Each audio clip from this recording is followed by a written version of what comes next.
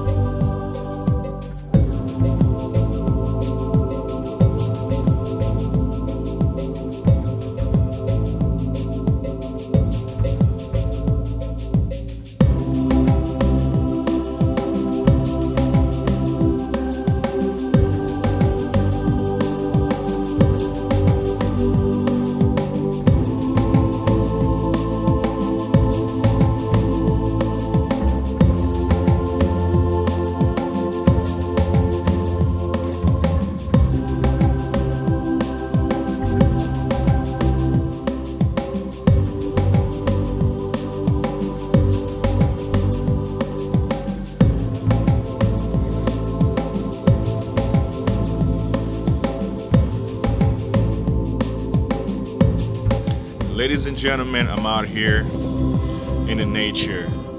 For some reason, I know it's cold already, but it just started getting a lot colder when I got here and it's getting windy and everything, but that's still not going to stop me from putting out this video. I feel like there is a negative energy that is surrounding me right now. Maybe like the climate thinks is going to push me away from talking about this video. However, I know how important this video is going to be for all of us. But I really want you to pay close attention to what I'm about to talk about here, right? So you guys have been around this channel for a minute to know what I am advocating day and night on my channel. You guys know that I really encourage young Congolese to start businesses in the Congo. You guys know that I'm supportive of any Congolese youth idea that leads to more prosperity or investment in the Democratic Republic of Congo, because I believe personally that the future of the Congo is in between the younger generation's hands. So we all constitute that younger generation. So it is our duty to take home the responsibility, go back home to start our investments, all right? So this is 2023. How long ago have you talked about going back home to invest?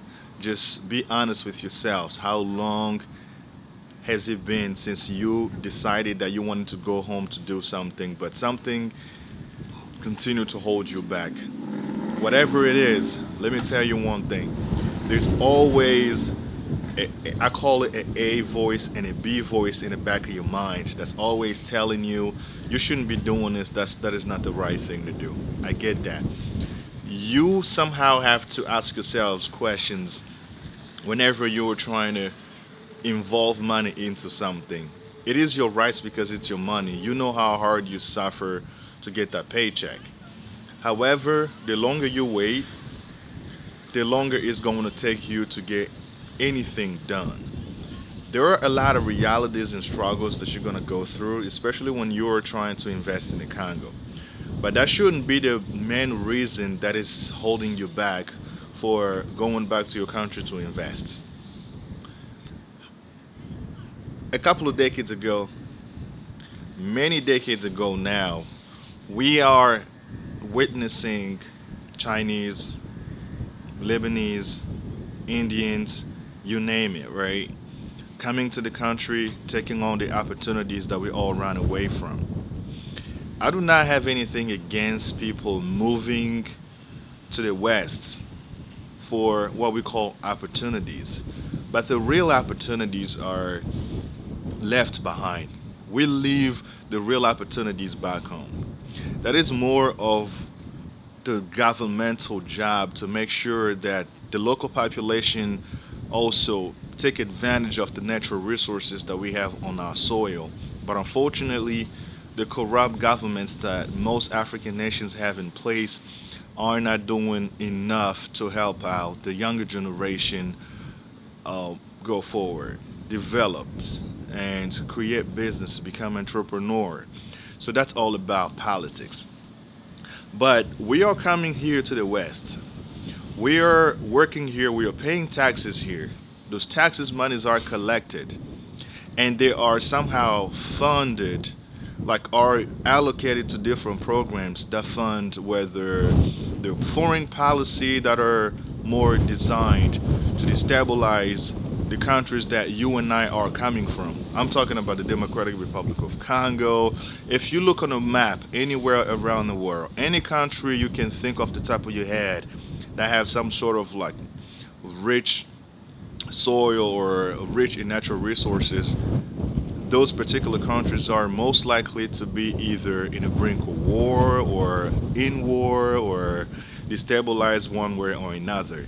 Because when a country is divided and it is destabilized, right, it's going to make it impossible for investors to come in, because the people that are willing to invest in variety of sectors in particular countries, they want to make sure that the country will assure their security.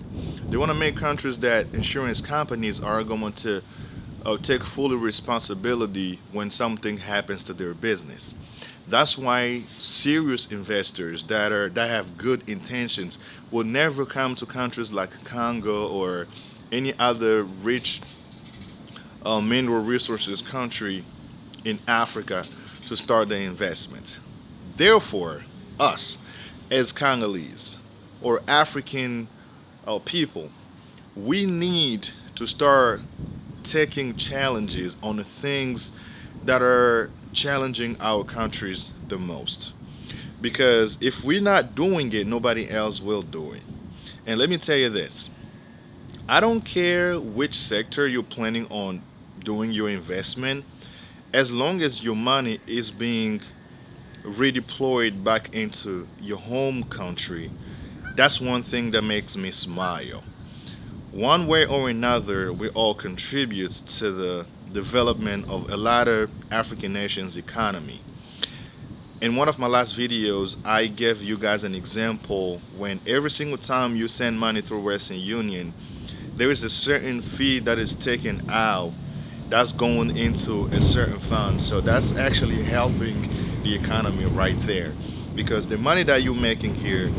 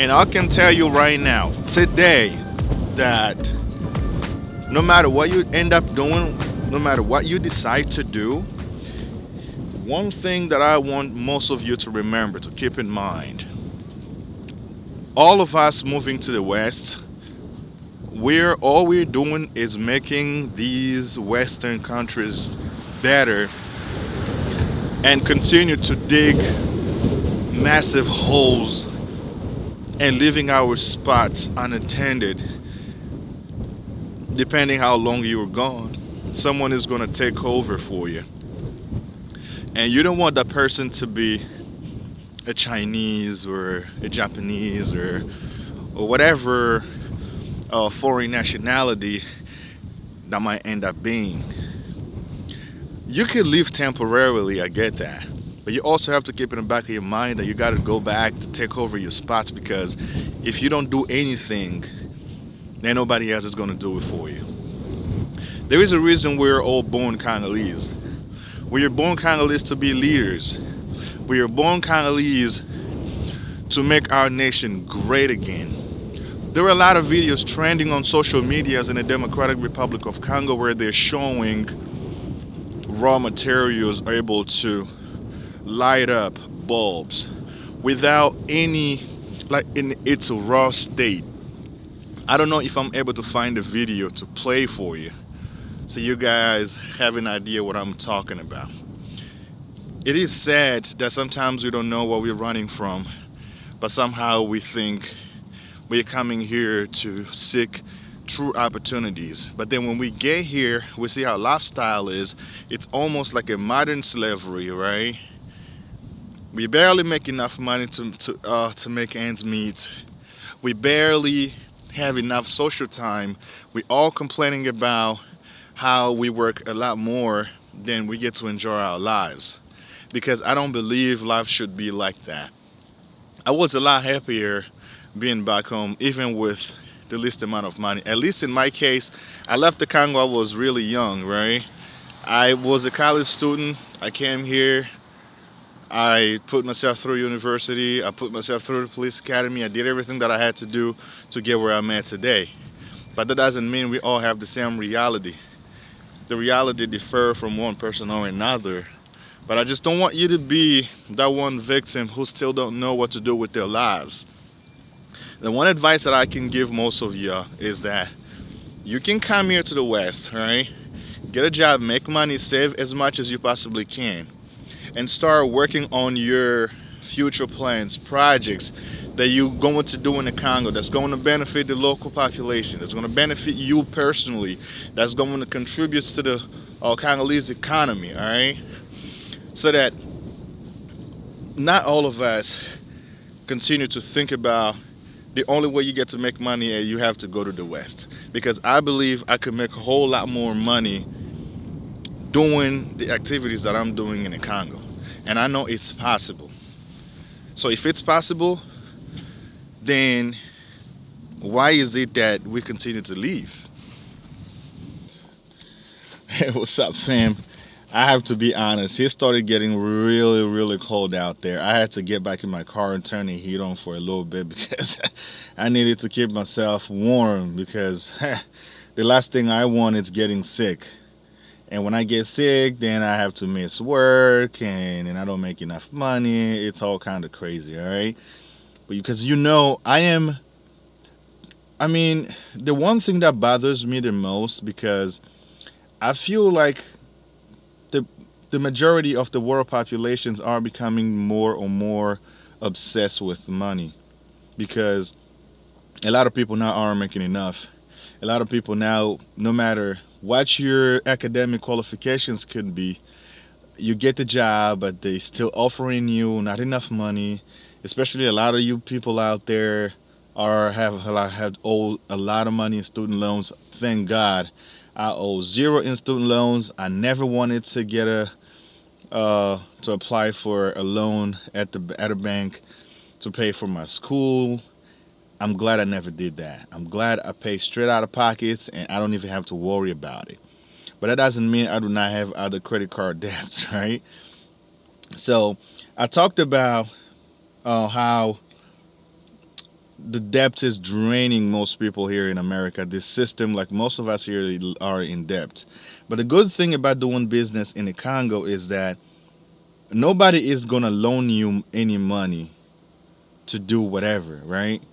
Either you have it or you don't. That is the greatest thing you could possibly have, because when you're working here, you're sending money back home, you're building, or you're going down there yourself and you're getting things done. The beauty of it is it's going to be 100% yours. You don't really have to worry about anything else. All you just got to do is make sure you go there and run your business the way you see fit. Period. But when you're here in America or in the West, generally speaking, you owe them their money, yeah? You don't pay up, they come and take the business away from you, and everything goes to crap. Nobody wants to see that happen, right? That is the greatest things about starting businesses in Africa. And most of us know that you really don't need a huge capital to start anything in Congo. There are people, all they need is $500 to get started, even way less. So you're getting a paycheck that's more than $2,000 or whatever. What are you doing with it? Yeah? Just go out there and do something with it. You don't need me to tell you what to do with your money, but all I can tell you is that stop procrastinating. Procrastination is the number one enemy of achieving any meaningful goals in the future. It goes the same as back when I was in college. The more I procrastinated, and then I realized that I have an exam tomorrow. Now I have to stay up late all night and study. And sometimes I have to call off work because I feel like I need way more time to focus on what I'm going to be working on my exam for. But I had a whole lot of time when the class started to, study and be prepared for the exam. I'm just waiting for the last minute. That is bad way of planning things. You start planning things ahead of time, so when you're ready, you don't even have to worry about nothing. Planning is the key.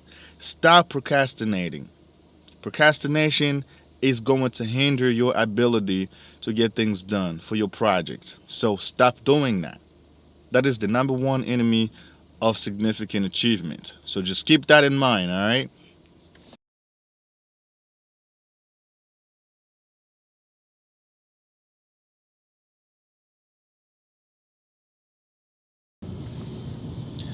As always, family, thanks again for tuning in. I really appreciate it. Make sure to hit the subscribe button and don't forget to turn on the notification icon so when I drop a video, you get it. Stay tuned for another episode of one of these. Until the next video, I'll see you guys later. Peace.